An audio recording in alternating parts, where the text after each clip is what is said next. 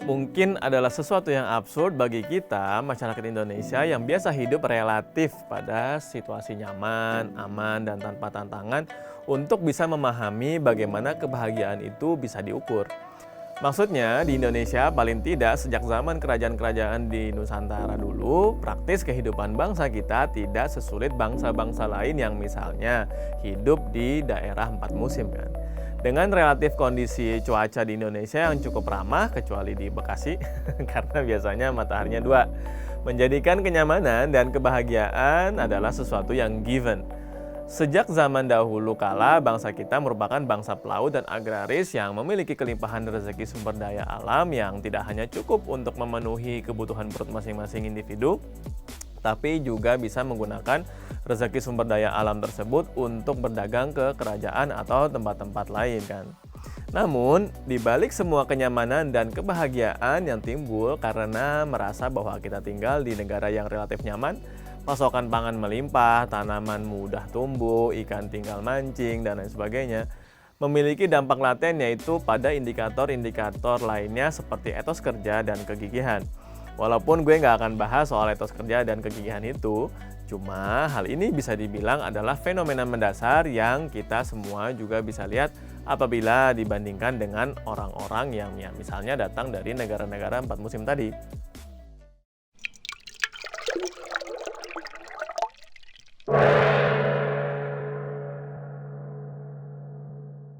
Betapa tidak, secara subjektif, hubungan antara kehadiran musim dingin dengan gagal panen di negara-negara yang mengalami musim dingin tersebut tentu membuat masyarakat mereka pada awalnya sangat tidak happy. Mereka dipaksa untuk memutar otak dan bekerja lebih cerdas dan lebih keras gitu kan, supaya mereka memiliki pasokan yang cukup untuk menghadapi musim dingin nanti. Dengan pada dasarnya mereka tidak happy terhadap perubahan suhu dan situasi iklim tadi, namun hal tersebut banyak membawa dampak positif pada sisi lainnya kan. Teman-teman juga sering lihat di media sosial atau video-video singkat begitu gitu kan, bagaimana orang yang hidup di belahan bumi yang memiliki kondisi ekstrim ketika datangnya musim dingin. Ada yang harus ngerebus gitu kan, es ya untuk mandi. Ada yang makan sayatan ikan beku gitu kan, harus tidur dengan lapisan mantel yang sangat tebal, atau memancing ikan di tengah danau beku yang mereka harus bor dulu tuh esnya gitu kan. Ya entah esnya tebal zaman dulu ya gimana caranya gitu kan ngebornya. Kreativitas dan kegigihan untuk bertahan hidup tadi tentu membentuk karakter dan kepribadian masyarakat bangsa yang terbiasa untuk hidup dengan tantangan alamiah yang pasti datang setiap tahunnya. Walaupun dengan rata kondisi kehidupan masyarakat Indonesia tidak memiliki tantangan harus sampai ngerebus es untuk mandi gitu kan dan lain sebagainya tadi, ini sedikit banyak menjadi PR bagi competitiveness kita di tengah-tengah persaingan global. Ya walaupun secara kondisi kehidupan kita ya happy. Adalah World Happiness Report yang disusun oleh 6 orang ahli dari berbagai macam latar belakang pendidikan dan keahlian, merumuskan satu bentuk dokumen yang mencoba untuk mengukur dan menerjemahkan ya ke dalam angka alias mengkuantifikasi gitu ya, sehingga kebahagiaan yang kita pikir tinggal bisa diukur gitu kan menjadi suatu sajian data yang sesungguhnya mencerminkan banyak hal. Pada WHR tahun 2022, karena laporan WHR tahun 2023 tentu belum keluar, menunjukkan secara berurutan negara-negara seperti Finlandia, Denmark, Islandia, Swiss, Belanda, Luxembourg, Swedia, Norwegia, dan Selandia Baru merupakan 10 negara teratas dengan indeks kebahagiaan tertinggi. Aspek-aspek yang dijadikan penilaian dengan skala 0 sampai 10 pada WHR ini antara lain PDB real per kapitanya, social support atau dukungan sosial dalam hal kebijakan, ekspektasi hidup sehat, kebebasan dalam mengambil keputusan hidup seseorang, kedermawanan, dan indeks persepsi korupsi di negara tersebut. Hanya saja WHR ini mungkin agak sedikit mirip kalau teman-teman sempat dengar namanya Gross National Happiness Index atau GNH Index gitu ya. Bedanya kalau GNH Index ini murni prakarsa dari raja dan pemerintah negara Bhutan, supaya intinya negara mereka tidak dinilai terlalu dari sisi ekonomi makro semata. Nah lo, pada tahu nggak nih negara Bhutan sebelah mananya Pekalongan? Kalau indeks GNH-nya Bhutan ada 4 pilar yang diukur, yaitu pembangunan sosioekonomi yang berkelanjutan dan yang merata, pelestarian dan promosi kebudayaan yang bebas dan tangguh, pemerintahan yang baik serta persamaan di mata hukum, dan yang terakhir yaitu pilar keberlanjutan ekologinya. Sudah jelas ya bedanya di situ gitu ya. Balik lagi nih kita ke WHR tadi. Kalau peringkat 10 negara-negara dengan indeks kebahagiaan tertinggi tadi ya kita lanjutin sampai 20 atau sampai 30, memang rata-rata kita akan menemukan negara-negara tersebut berasal dari Eropa atau Amerika Utara. Selain karena memang faktanya negara-negara tersebut adalah negara dengan PDB per kapita yang tinggi-tinggi gitu kan. Salah satu yang menjadikan indikator kebahagiaan mereka moncer adalah karena rata-rata negara tersebut adalah negara-negara dengan ideologi liberal. Hal tersebut bisa terlihat apabila kita cek urutan WHR 30 terbawah dengan yang paling bawah adalah Afghanistan dan negara-negara yang notabene-nya ada di Afrika dan Timur Tengah yang ditengarai bukanlah negara yang liberal. Sehingga memang selain negara-negara urutan WHR 30 terbawah itu juga merupakan mereka yang memiliki PR yang sangat banyak terkait dengan pengelolaan pemerintahan yang baik gitu kan dan indeks persepsi korupsinya gitu ya. Nah, terus bagaimana soal Cina dan Indonesia? Secara subjektif gue, orang-orang di Cina itu sendiri ya nggak bisa dibilang merupakan masyarakat yang happy. Kenapa? Pertama, karena di Cina sendiri tentu banyak batasan-batasan. Misalnya soal media gitu kan, kebebasan berpendapat, bikin konten, kritik pemerintah, dan lain sebagainya. Apalagi laporan WHR tahun 2022 itu sangat relevan dan menyoroti juga dengan parameter-parameter kompleks mereka antara kebahagiaan dengan pandemi COVID-19. Di Cina sendiri tentu masyarakat mereka sangat tidak happy karena pendekatan pemerintah pusat dan daerah terkadang berbeda. Di mana pemerintah daerah ya mereka kadang lebih sembrono untuk menerapkan lockdown. Padahal di banyak kesempatan dari yang gue tahu juga dari teman-teman di sana gitu kan, lockdown total udah nggak terlalu diprioritaskan. Tapi sejak 8 Januari 2023 kemarin, karena juga dalam rangka mengantisipasi libur Imlek dan lain sebagainya, pemerintah Cina melonggarkan secara maksimal kebijakan PPKM mereka. Tentu hal ini ada hubungannya dengan kebahagiaan masyarakat ya di Cina sana.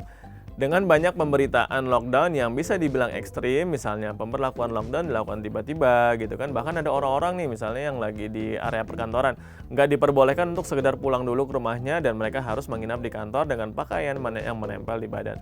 Coba aja lu bayangin itu baju apaknya udah kayak apa kan. Kedua, selain hal yang sangat relevan terkait dengan pembatasan COVID-19 di Cina, sedari awal masyarakat Cina atau mungkin India memiliki porsi persaingan yang lebih ketat dibandingkan kita yang mungkin saat ini populasi di Indonesia berada di angka 270-an juta orang.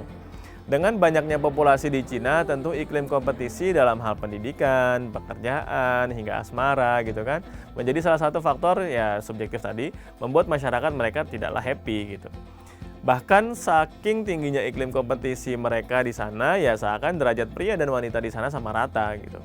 Tapi dari sudut pandang yang negatif, dalam artian bagaimana, ya laki-laki di sana jadi nggak gentle, nggak ada istilahnya ladies first atau bagaimana gitu ya. Contoh paling sederhana misalnya soal rebutan tempat duduk di MRT di sana gitu di Cina.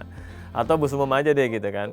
Nggak peduli cowok atau cewek, ya tarik-tarikan juga, dorong-dorongan juga, nggak ada istilahnya mempersilahkan perempuan, mau muda atau tua untuk duduk duluan dan lain sebagainya. Ini sih cukup bikin gue kaget ya waktu awal-awal ya tinggal di Cina dulu. Ketiga, karena pembatasan dan beban kompetisi yang luar biasa di sana, gue melihat hubungannya sama masyarakat Cina yang kurang happy adalah bahwa mereka enggan terlihat ramah dan cenderung cuek gitu ya orangnya. Ya kalau kita udah kenal orangnya tentu ya ramah sama kita. Tapi kalau orang yang sama sekali nggak kenal ya boro-boro kayak kita atau di Jepang gitu kan atau di mana lah gitu ya saling negor atau lain sebagainya. Ini ya mereka cuek bebek gitu aja.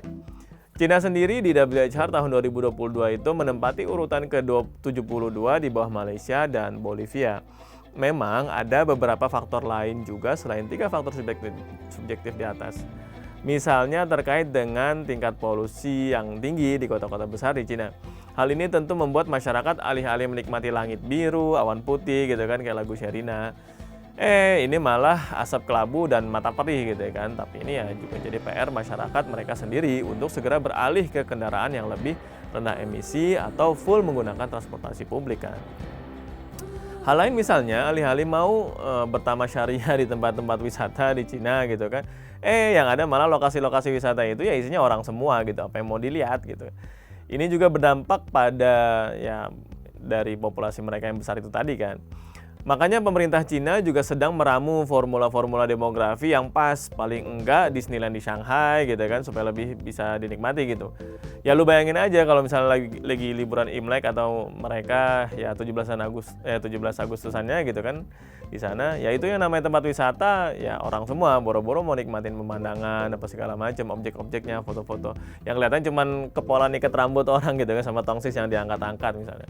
Atau misalnya hal-hal lain soal tingginya angka ya harga properti ya, karena banyak oknum pengembang yang senangnya spekulasi gitu kan, terus ya soal kemacetan ya kan, keamanan pangan dan lain sebagainya. Cuman kendati demikian, karena PDB real per kapita Cina sudah menembus angka 12.000 USD lebih, ya mungkin orang-orangnya di sana gitu ya banyak yang kritik pemerintah mereka, tapi sambil nongkrongnya di resto yang kalau minta bil ngopi gitu ya bisa habis berapa ratus ribu per orang gitu. Artinya walaupun memang secara subjektif dan objektif mereka punya keterbatasan dan perbedaan soal keluasan beberapa aspek kehidupan, tapi secara per kapita PDB-nya ya mereka masih 3 kali lipat lebih besar daripada kita Indonesia kan. Tetap aja dompetnya masih lebih tebal mereka. Memang sih kembali ke urutan 30 teratas WHR itu gitu ya. Rata-rata ada yang di angka-angka bagus itu negara-negara yang punya ya jumlah populasinya ya sedikit gitu. Misalnya aja tetangga kita Singapura yang bertengger di angka urutan ya 27 tadi. Walaupun ya kalau dibandingin ketawanya orang Singapura sama ketawanya orang Indonesia mungkin kayaknya masih kelihatan lebih happy orang kita nggak sih? Karena ya menertawakan diri sendiri gitu, makanya lebih happy. Untuk misalnya India gitu ya, ada di urutan bontot nomor 136, ya karena itu tadi ya, ke semua indeks ini memang kompleks ngukurnya, dan faktor berapa besaran populasi yang dikelola itu juga menjadi tantangan sendiri kan. Sehingga terciptanya angka-angka bagus dari parameter-parameter yang diuji gitu ya. Nah, kalau Indonesia berada di urutan 87, di bawahnya Nepal dan Bulgaria, not bad lah ya. Walaupun ya kita cek ke tetangga kita di Sawadee Cup gitu ya, dia ada di urutan 61 Sawadee Cup. Mungkin untuk Sawadee Cup angka yang ya bakal naik lebih lagi gitu kan, itu di angka 2023 ini gitu ya. Sejak pemerintah Thailand memperbolehkan penggunaan ganja untuk rekreasional dan medis, mungkin angkanya happy-nya langsung naik lagi ya, kita lihat aja nanti gimana. Ya nggak tahu emang ada hubungannya atau enggak ya, tapi negara macam Belanda yang udah bebas banget ngegelek di sana gitu, dia ada di urutan kelima WHR ini. Tapi anyways, karena ini caguan dan kalau ngomongin Cina dari sisi kebahagiaan mereka yang subjektif ya kan, gue dan kebanyakan teman-teman lulusan Cina juga pernah ngerasain kondisi di sana gitu kan. Yang mereka bisa dibilang nggak happy lah orang-orangnya gitu. Tapi kalau soal PDB real per kapita, social support atau dukungan sosial dalam hal kebijakan, ekspektasi hidup sehat, kebebasan dalam mengambil keputusan hidup seseorang, kedermawanan, dan indeks persepsi korupsi, jelas Cina masih 15 level di atas Indonesia. Angin ribut, angin topan, cepat berlindung di bawah meja. Kalau ingin cari kebahagiaan, ikuti gaya hidup sewajarnya aja. Gue Fatan Sembiring dari Serikat Alumni dan Kerjasama Tiongkok Indonesia untuk Asumsikom.